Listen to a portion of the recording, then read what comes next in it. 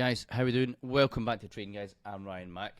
Today we're going to cover the weekly fundamentals from last week and see what we've got coming up next week. Remember when you're trading, guys, right? It's extremely important, pardon me, to follow your rules, right? Don't fucking gamble. Now, so maybe that's better. I know that's easier said than done. I've been there for fucking years. You might even be going through a phase, right, where you're entering a trade and it's a good fucking trade and it starts coming down and you're going to draw down and you close it out of good risk management, and then 2 minutes later it fucking flies. You're like, oh, why did I close it? But then you never re-entered it when it's flying and blah blah fucking blah, and you keep doing the same thing over and over and over again, and you end up. It's one of those horrible scenarios where you end up fucking melting your account while at the same time you were actually fucking right. You know, it's a nightmare, and I know how horrible it is to be in that fucking position. But if that is happening to you and you're like, fucking hell, I'm right all the time, why do I keep losing money? That's the emotional side of it. That's what makes demo trading totally different from actually trading a live account, right? So the good thing is, if that is happening to you, you can be like, well, I am fucking right. Go back and back test and be like, right, how many times did I call a trade which actually came in, you know? All right, 1, 2, okay, that one didn't, who cares, blah, blah, you know, and fucking write down how many you called, let's say it was 30, how many came in, let's say it was 21, how many didn't come in, you know, 9, happy fucking days. Just go through that, and then the next time you place a trade, just fucking leave it. Now, if you're finding that you can't leave it because you're a nervous fucking wreck, watching it going up and watching it coming down, you're sitting there fucking shaking like a shitting dog, that tells you one thing. That tells you that you're risking too much of your account. Now, you might be like, well, I'm not, Ryan. I'm only risking 1% or 2%. But if you're fucking terrified when you're in a trade, it still means, regardless if it's 1%, it still means that that level of risk is currently too much for you to handle because you just haven't adapted to it yet. So fucking bring it down. Trade 0.5%, 0.25%. I'm trading a 6-figure account here, a live, not a funded account, a live 6-figure account. It's barely fucking moved this year, and it's because you can see in the group, I've barely touched fuck all. I have barely touched fuck all. Even on my account that's purely my own money. And that's when I remember I was doing tons of oil last year and I was fucking smashing it. I don't even think I've touched that more than twice this year, and that's it. And I've been like, nah, fuck it, you know. Just because the markets haven't always been good for my strategy, it doesn't mean it's always going to be that way. Now, I mean, I'm currently in USD CAD. I've got it; it's in profit. I've got it to break even. If it goes back down and stops me out, I haven't lost any money. You know, you're just letting it fucking run. Sometimes you will get that, right? It depends on what type of trader you are. I really prefer swing trading because I just like to. I don't care if I need to wait for 8 weeks or fucking 3 months to enter a trade. I'm happy to do that, right? Now, a lot of people aren't happy to do that because you like to see this constant fucking play in motion, right? You think that a lot of hard work is what's going to make you money, and it's usually the opposite. But of course, you may be a scalper, and that way you're in and out in a day, and that's absolutely fine. You may be a day trader. If I was day trading, there's plenty of opportunities I could take. I'm just like, when it comes to the managed account, I'm just like, I'm not even going to fucking bother. And that came from, obviously, how busy my lifestyle is now. It came from wanting more free time. I'd worked for years to build up a life of fucking freedom, and I just had this epiphany a while back, a couple of weeks ago, where I was like, fucking hell, I worked all those years to create this life of freedom. I got the life of freedom that I'd worked for, and then all of a sudden I'm putting myself back into fucking teaching people this, showing people that, fucking doing this, doing that, day trading, so I'm stuck at the computer every fucking day, and I was like, and then I put myself straight back in fucking prison, you know? It was totally ridiculous, and I thought, yeah, fuck this. So I am now going back to the life of freedom because I thought that's the whole point in all this. Of course, still taking the trades, still sending you guys in every single trade that I take, 100%. And I'm just busy as fuck now. Me doing expeditions has fucking exploded. I've now got Lindsay Bruce, ex-SES, Ollie Ollerton, ex-SBS, Nimsday, ex-SBS, but he's the guy from that Netflix movie, 14 Peaks. He's now hitting me up to do collaborations. I'm like, fucking hell, this is insane. So everything's just exploding on that side. So therefore, swing trading is far better for me because I can enter a trade like I have USD CAD. I'm away in 5 days to climb Mount Ranjani and go to the islands again, taking a group for the last expedition of the year. And I'm just fucking leaving that to run. You know, I'm not looking at the charts any time that I'm there. I'm just fucking cracking on. In 2 weeks' time, I'll come back and see is it still running or is it a fucking break even trade? You know, and I just prefer that, guys. Even now, because I only trade 0.25%, even if a trade's it looks to be coming against me, I don't close it early. I'm just like, fuck it, I'll just let it hit the stop loss. And what that breeds for my system, I'm not saying it's you always have to do that, if you're a scalp trader or whatever, you need to determine for yourself what to do. But I just prefer that because what that breeds within me, saying, fuck it, just let it run, it breeds being able to let go and trading stress-free. And I just let all the trades run, and it means that by letting the losers just run to be a full loss at 0.25%, who fucking cares? It also means that I'm training my mind and my emotions and my personality to allow runners to run instead of making a couple of quid and going, oh fuck, close that, and then you look and it's went another 800 fucking pips a week later. You're like, for fuck's sake, why did I close that? I just don't do it anymore. I just let it fucking run and run both ways, losing trades and winning trades, and that's it. My mate Joe, who's a very good trader, I think he's like a 7-figure trader. He was like that. Someone asked a question on his Instagram, like, when do you determine if a trade is a losing trade? And he went, when it hits my fucking stop loss, that's when it's a losing trade. And I was like, do you know what? That's so fucking insightful. Just that one little sentence. The trade is a losing trade when it hits my stop loss. I was like, that's it, because we've all been guilty of it over the years. I was a nightmare years ago for my trade going into profit. I would instantly move my trade to fucking break even. It would come back down for a retest, stop me out at break even, and then it would fly. I was doing it all the fucking time,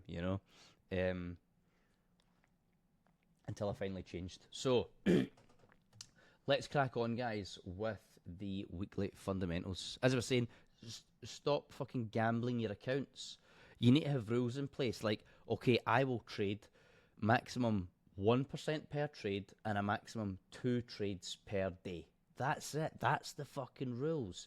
Don't break the fucking rules. If you do break them, you're just going to end up a gambler. You're going to be one of these people that has fucking 200, gets yourself down to fucking £200 on a Wednesday, gets yourself back up to fucking £1,500 on a Friday, like, oh, happy days, I'm going to end the week on a high, and then you smash that 1,500 quid and you start next week with fucking topping up your account because you've got fuck all left in it. You'll just end up a gambler. That is not trading, guys. That is not fucking trading. And I know it's hard. I'm not judging you. I'm just trying to fucking slap you so you're like, he's fucking right. Because I needed to be slapped loads. It's one of those things where we all do it. We all know. We all know what the right thing is to do. Actually taking the steps to do it is a different fucking story, isn't it? So we've all been there. So remember, I'm going to write down your notebook currency strengths. Then you're going to write strong. I've wrote stong. Strong, weak. Bit of a Jonathan Wass there. And neutral. All right. Strong, weak, and neutral. Then we're going to have a look. Let's see what we had last week. Okay, good. Yes, it is last week. So I'm going to come across to the filter, and we're going to only use. So I always, just in case you're new to this, if you watch my videos all the time, I'm sorry if I'm repeating myself all the time. However, you have to remember, all fucking trading is creating these set of good habits, and then just fucking sticking to that day in, day out, and that's what creates the habit, and then it becomes second nature, right? So when it sounds like I'm repeating myself every fucking week, it's because I am repeating myself every fucking week. That's why. That's the whole point. So, AUD, China, and NZD. The reason why I do all these together is because they're all closely correlated. If China's doing well, Aussie and NZD will do well. If China's doing bad, Aussie and NZD will do bad. In general speaking, right? There's a little bit more to it than that, of course. So, Aussie cash rate.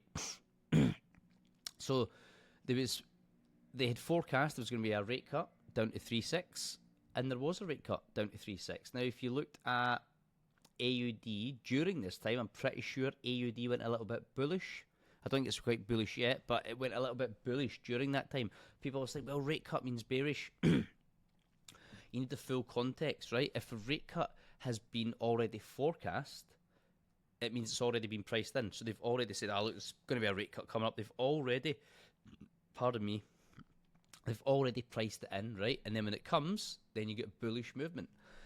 If we looked here and it said previous 3.85%, the next cash rate forecast 3.85%, so no change, right? There was forecast to be no change, and then all of a sudden we come here and it gets put out and there is actually a rate cut, 3.60, which was unexpected.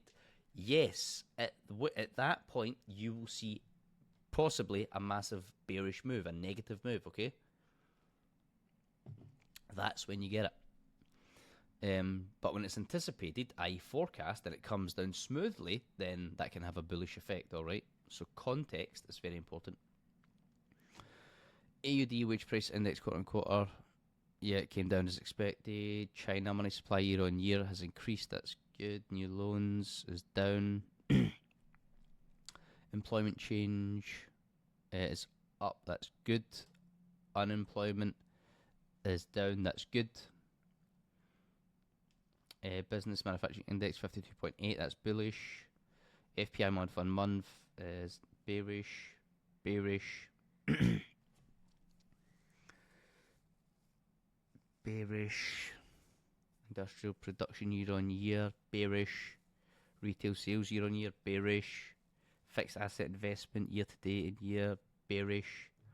Unemployment rate, bearish. You know, so that's not good signs.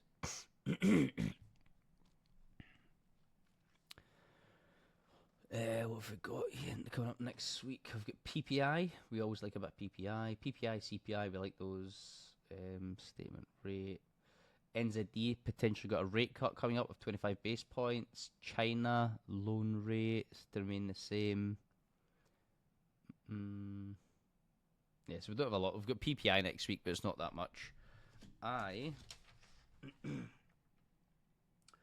going to be keeping. Where did I put NZD? Oh yeah, I'm going to be keeping NZD. I mean, NZD is pretty weak, but I'm just going to keep it in neutral for now, and I'm keeping AUD in neutral. Yes, you could argue that they're weak. I would dare say they're weak, but I want to see a little bit more data first to confirm that, right? So I'm just happy to keep them at neutral for now. But in my mind, I know, okay, they're potentially weak as well. You know, they're not very good. And obviously, China, we don't trade the Chinese currency, so we don't care, right? Moving on to Canada. Let's look at last week first. Yeah, bearish. Bullish, but it's month on month, so it's shit, and bullish month on month, shit. So, I mean, you don't really take that into consideration. This week we've got CPI coming up, so that's a big week. We've got quite a big week for the Canadian dollar. I don't see it being very fucking good, guys. I am going to keep it in weak. Moving on. CHF, I'm not even going to bother looking at CHF anymore, right? It's just a fucking waste of time. The numbers never change. And I only trade CHF based on market sentiment. Are we in a risk on sentiment or a risk off sentiment, right? That is it. Let's have a look. Italian trade. When it comes to the euro, the ones that we care about are Germany and France. Yes, we have a look at Italian trade balance and Spanish and so on, but we don't really care about it. The ones that we really care about are Germany and France, all right? Italian trade balance is bearish. I mean, it's still positive, but it is bearish because it's going down. Economic sentiment, bearish, bearish, sticky. It's month on month, bearish. Positive, sticky, flash employment change, bearish, sticky, bearish. So it's not very good. However, the euro has got their rates down to 2.15%, which is fucking fantastic. Because what do you always say?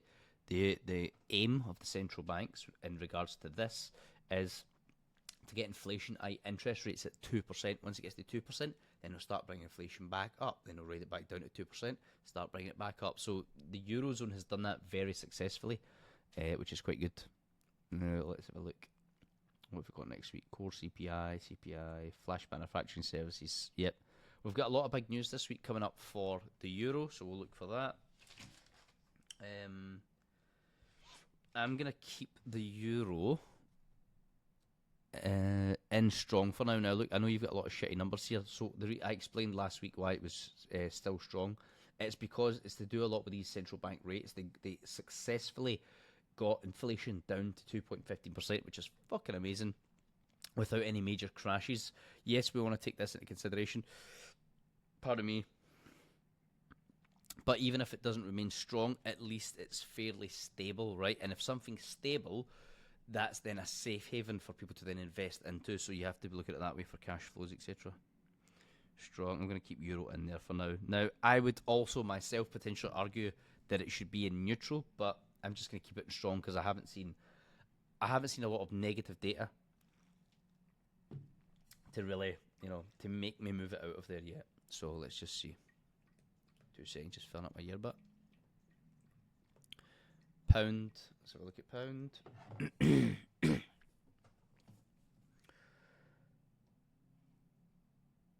What we got here? BRC retail sales monitor. Bearish.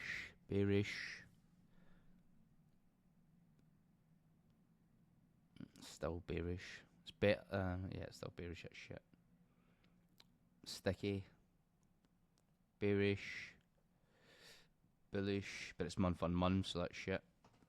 Prelim GDP quarter on quarter. Bearish. Remember, don't be fooled that that's green and think, oh, it must be bullish because it's green. No. Look, previously, it was 0.7, right? It was forecast to come in at 0.1. It came in better than forecast. That's why it's green. But if you look at the current to the previous, it's dramatically dropped. Okay, so that's bearish. That's not good. Don't get fooled just by it's fucking green or red, all right? Construction output month on month has increased. Bearish,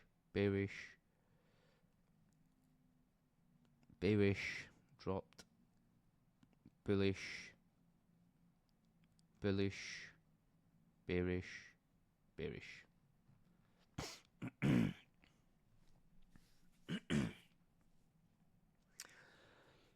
We have got CPI, which numbers potentially look good.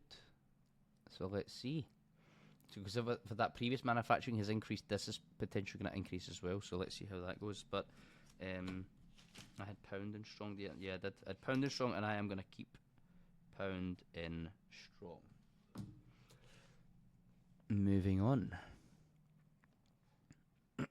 2 more to go, guys, and then that's us done. Well, then we'll have a look at the charts, right? We'll have a look, and we'll have a look at markups for you.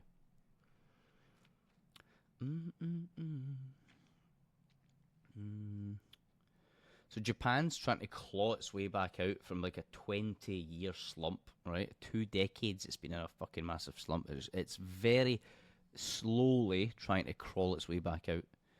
Year on year, it's increased bullish, bearish,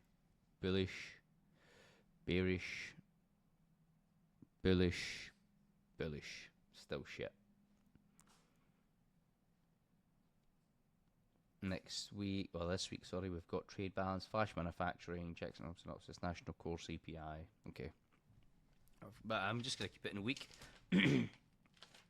Again, there's always an argument for, well, what if it's neutral? You could argue that. Remember, these strengths, just like my opinion based on the data, and a lot of it kind of goes on your opinion based on data, and just I know for months previously where it's been coming from and potentially where it's going. I'm not saying I can read the future, but you get that kind of pattern, right? You get used to it after doing it for so long. And I would just keep it in weak. It hasn't done anything. Yes, it's trying to come back. It's fucking doing a decent job coming back, but nothing special at all, guys. CHF, I'm just going to place in neutral because it's always neutral for me based on data. Apart from the market sentiment, where you risk on or risk off, and then it either becomes weak or strong, bearish or bullish. Right. Bearish, bullish, bearish. Same, so it's kind of sticky. It's only red because it never came in higher, but it never dropped any, so that still shows strength, right? it shows that there is still strength there because it didn't drop. Didn't increase, but it didn't drop, so still strength. Federal budget balance, bearish. We don't really care about that. Bullish, bullish, bullish, bully. We don't care about that sketch, sorry. Mortgage delinquencies, bullish because it's dropped. 0.8 core retail sales, bearish, bearish, bullish, bullish. I don't care. Industrial production, bearish. Still bullish because it's above 50. And it's down from before, but it's still bullish because it's above 50. Bullish, bullish. No, I don't care. So it's very mixed data. I still think the US is quite strong. I don't really see a crash coming soon. I see a pullback, yes. Potentially we do still have, I think we do still have a little bit more of a pullback, and that's why when it comes to this USD CAD trade, that's why I've put it to break even. Normally, if it was a real solid, this economy is strong, this economy is weak, I'd probably still have my stop loss at the stop loss original entry. I wouldn't have moved it to break even. However, USD CAD just isn't a rock solid trade. Is it tradable? Yes, it's very tradable, but it's not a rock solid like fucking hell. This is an A plus setup, you know. Excuse me, it's not an A plus setup by any means. It is just very tradable, okay? And even if you get a trade that you would deem an A plus setup, you know, it ticks every fucking box, you can still lose an A plus setup, okay? So just bear that in mind. Just because you're like, oh, this ticks every bit of criteria that I would take the trade, it doesn't mean it's going to be a fucking winning trade, you know? And just accept it, just move on, brush it off, fucking move on, follow your rules, trade your plan, and fucking crack on. This week we have got FOMC, unemployment claims, fast manufacturing services. We've got a fair bit of news this week, alright? I'm going to keep USD in neutral because it's still neutral for me because, I mean, it's strong in some senses, right? But I'm keeping it in neutral because we still don't have anything clear on these trade wars. And the thing is, like, you have to remember, see when Trump's like, I'm putting these tariffs on you, and he's fucking putting tariffs on different nations, the EU, Japan, blah, blah, blah. Like, if this goes to the Court of Appeals, and the Court of Appeals deem that to be, I don't want to say unfriendly, what's the proper word I'm looking for? Like, just not good, of no use. You know, if it's to be at a detriment to global trade, the courts can be like, fuck off your tariffs, and instantly bin them off. Now, if that happens, the USD will fucking fly. So we have to be aware that can happen at any time, right? If it goes to court and a judge throws it out, like, nah, these tariffs are bullshit, get them to fuck, you're disrupting global trade. The minute he bins that, the USD could potentially fucking fly. So, you know, anything can happen trading, alright? Anything. Let me just make sure I've got all Euro, GB, CAD, and yeah, okay. So, summary, guys, before we move on to the charts. Strong, I've got Euro, GBP. That is debatable, I know, but this is what I've got them down as. Strong and Euro, okay? They could be neutral, depending on what type of trader you are.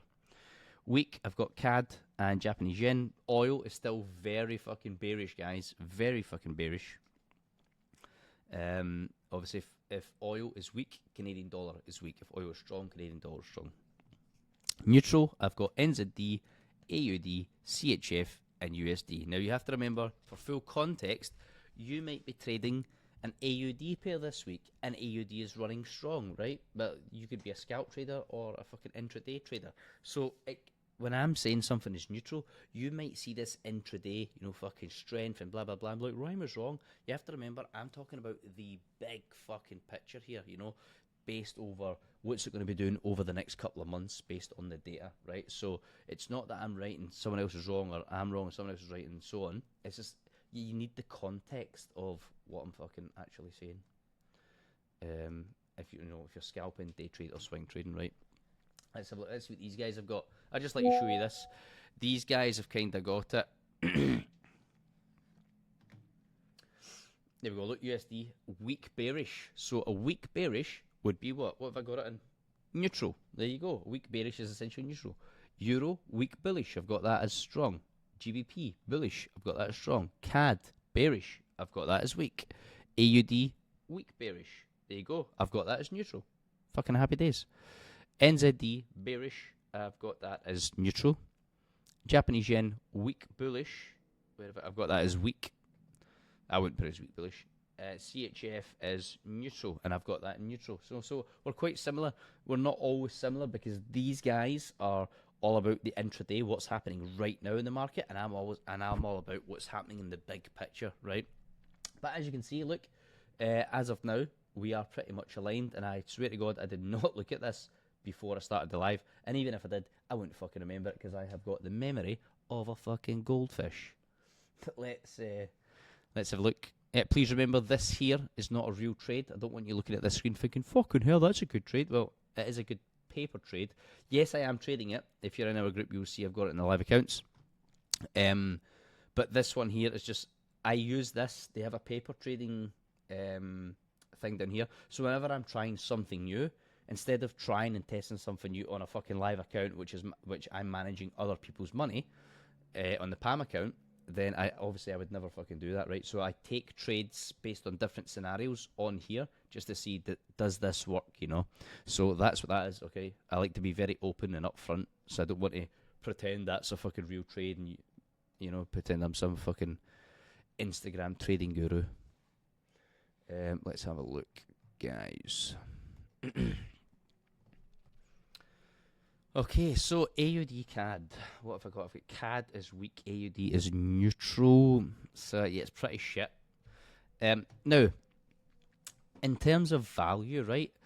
Let's say we throw fundamentals out the window right now. We don't look at fundamentals. In terms of value, this right here is a great area of value to sell from, right? It's a terrible area to buy from. It's a good area of value to sell from. So you're either going to buy from fucking, if it goes back down, retest down here, or retest this bottom area like that, boom, boom, boom. You could buy from down here, or in order to buy it, you need to wait for it to break here, come back down for the retest, and then go, right? And then you would buy it here. This would be your buying point, okay? You need to wait for that break and retest first. Pardon me, I'm sorry. And because this is on a weekly time frame, that could be 1 week, 2 week, 3 week, 4 week, 5 week, 6 week, 7 week. You know, you could be waiting fucking 7 to 8 weeks for that to play out on the weekly time frame. All right. AUD CHF is really, I mean, I've marked this up just for education purposes, but there's nothing really I would take on that. In terms of buys or sells, look, the candles are below the 200 EMA, so I'd be like, you know, obviously on top of fundamentals as well, I would really be looking for sells here. CHF is always usually stronger than AUD, blah, blah, blah. You can't sell from here because there's no value to sell from, right? You're selling it at its lowest ever price. You want to be selling it when it's expensive, which is going to be, you know, up here, or even better, up here, right? So there's no, I wouldn't be buying it. Now, can you buy it? It's in a good area of value to buy from because it's at a fucking very, very low price. So in terms of value, you can buy it from here. I wouldn't touch it with your money, right? I wouldn't touch it with a fucking demo account. It's just, there's no point. Because then what you're doing if you start doing all that shit is you are building bad fucking habits. That's exactly what you're doing when you take stupid trades. AUD Japanese yen, I'd be buying this, but it's just really shit to be buying, right?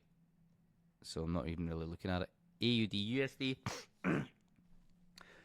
I would be looking to sell this, but it's not really good because none of them are really strong right now, and there's loads to it. I can't be arsed explaining that because it's another fucking podcast in its own, but yeah, it is just a bit fucking wishy-washy. It's not a trade that I would be overexcited about. Overall, I'd potentially be looking to sell it unless it breaks above this EMA, like this, comes back down, retest, then I'd buy it, and then away you go. But you're talking months for that to play out in reality, okay? So, again, I'm not even fucking interested in it.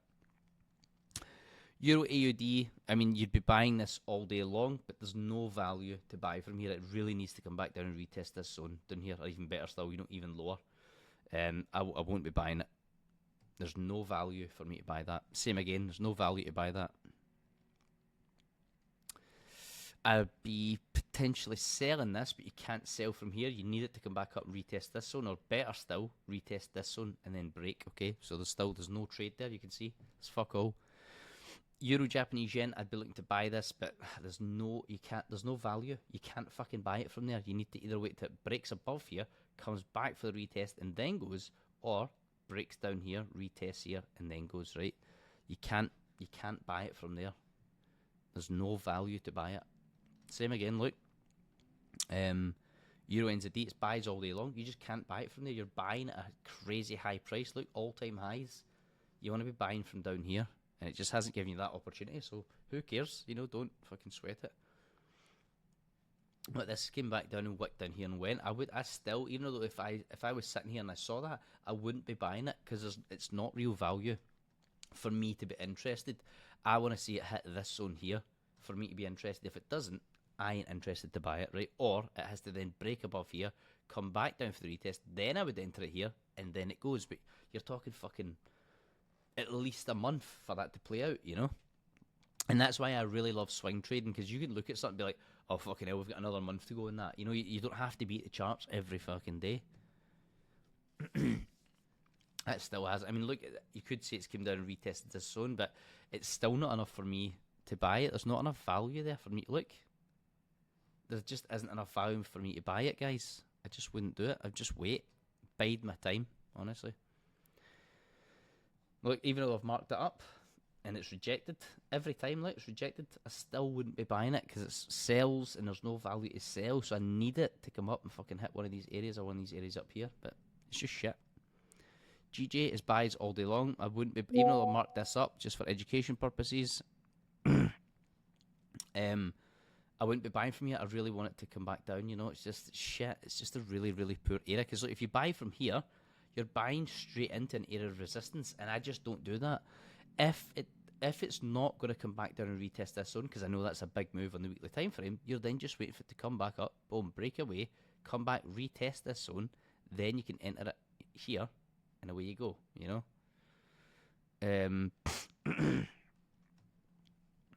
So again, look, I even marked this up, but I wouldn't take it. You know, I like to mark stuff up to show the guys in the Discord. Look, boom, breaks away.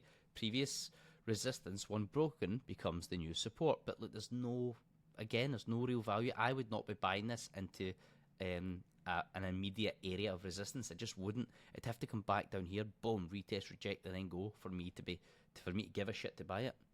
So there's many, you know, there's setups here that I just wouldn't take. Same again, I wouldn't take that. I've marked it. But again, it's for you guys' education. I wouldn't have taken that. On the fib, that's like the 3-8 Fibonacci. I don't take them. I only take it when it hits like the 618 or the 786 or 782 or something like that. I think it's 786. Again, look, dog shit. Dog shit. Dog shit. Two shit economies. One of the guys, Andreas, I believe. Hold on 2 seconds. Andreas has taken this trade from here. When we marked this up, Andreas took it. He's in the sales, so I think it's potentially, hopefully, going to push down. Boom, boom, boom. USD CAD. I'm in this on my real account. Switch if you're in our Discord, you'll know because I gave the signal as well. I'm in this just now, but I've got the stop loss to break even. This here is not a real trade, as I said. This is just paper trading when I try out new stuff. I don't do it on my other live account because that's got other people's funds attached to it, not in it, but it's got other people's funds attached to it because it's a PAM account. PAM account just means whenever I take a trade, it places that trade for other people as well. But at the end of the day, I'm kind of not managing their funds because it's in their own account, it's not in my account, which is quite good because it gives the client a lot of leeway with their money. They can lift their money anytime they want. They don't have to talk to me because I don't have control of their money, which I like. It's very good. Very safe. USD Japanese yen, yeah, it's fucking buys all day, but you can't buy from here. There's no value. You need to wait for a good, strong pullback, and then away you go. It's probably going to pull back to this little, hold on, this little candle here, or potentially this top zone here. Boom, pull back, and away it goes. But it's just not, we need more clarity. There's really fucking not much. Oil is massively bearish, but you can't sell from here because there's just no fucking value. You need a pullback and go. Gold. This here looks small candle, large engulfing. I really want gold to fucking go back down here. Bish, bash, bosh. Okay. Silver, same. I want silver to come back down and retest this zone, then I'll enter. Copper. I want copper to come back down and retest this zone. Boom, boom. Indices. Nah, we're miles away, miles away, miles away. But look, see, they always come back. Look, the previous resistance, once broken, becomes the new support. Boom, boom. 80% of the time, it happens every time. And that's it, guys. I'm not going to bore you with anything else, okay? So that's us for the day. Wrap it up with 35 minutes. That's quite a good video. We got a lot in there. Yeah. Next week, I'm going to be away doing an expedition to Mount Rinjani on the island of Lombok, and then taking people away to a beautiful island. Next year, on my adventure expeditions, I have got some insane collaborations. Ollie Ollerton from SAS, who dares wins, Lindsay Bruce, who's ex-SAS, Nims Day from fucking 14 Peaks on Netflix, the guy that climbed the 14 highest world peaks within 7 months. You know, that Nepalese guy who was ex-SBS, Special Boat Service. He's going to collab with me next year, fucking with his clothing brand and stuff. It just, man, things are just happening for next year, and it's going to be absolutely fucking insane. So, my expedition next week is the last one of this year. I'm going to do a couple of trips, but they're going to be like recce trips to look at areas and places that I'm going to take people for next year. So, yeah, be safe, guys. Don't overtrade. If your account's down and you're getting up and you're getting excited and then you're fucking blowing your account by the end of the week, you're just gambling. You are not fucking trading, all right? Just be careful. I know it's easier said than done, but you're just going to have to... This is what makes trading hard, right? You will get to a point in trading where you will be looking at yourself in the fucking mirror and you will say, fuck this is a lot of shit. Or you're going, this is a scam. No, you're a fucking scam because you're not following any of your rules, you know? You get to a point where you say, oh, fuck this is shit, this is a scam. I'm just going to go back to my fucking everyday life, and you just won't trade again, and that's fine. Or you'll look at yourself in the mirror and you'll say, stop being a fucking dick. It's time you screwed the nut. Fund your account one more time, follow your fucking rules, and you'll do that, and you'll end up doing quite well, you know. But unfortunately, in trading, everybody has to go through that fucking pain barrier for you to decide which one you're going to be. Are you going to be someone that raps and says, this isn't for me, I don't have the fucking, you know, the discipline to follow a fucking plan, even though I know I should be following a plan. We've all been there, lads. I'm not judging you. I'm just saying it because I've been in that position and I know exactly what's coming. Everybody who's traded has been in that position. I'm telling you right now, whether they've given up and failed or whether they've succeeded and progressed, everyone's been in that position, all right? And you will be as well because you're no different. So just rejig yourself. If you fucked your account last week or 2 weeks ago, whatever, don't beat yourself up about it. Just fucking have a word with yourself and be like, right, screw the nut, stop fucking around. I'm going to write down clear fucking rules. I'm going to put those rules slap bang beside my computer or in front of it or above it where I can fucking see them day in, day out. Before I enter a trade, I'm going to read the rules and be like, is this in line with my fucking strategy? 1, 2, 3. Okay, I'm going to take the trade. Is it? No. In fact, you know what? I'm going to take my hand off the fucking mouse and I'm not going to enter that trade. And that's it. All right. Easier said than done, but it has to be done. Okay. Thanks for watching, guys. I hope you find this beneficial. I'm Ryan Mack. Thank you for watching the trading, guys. See you soon.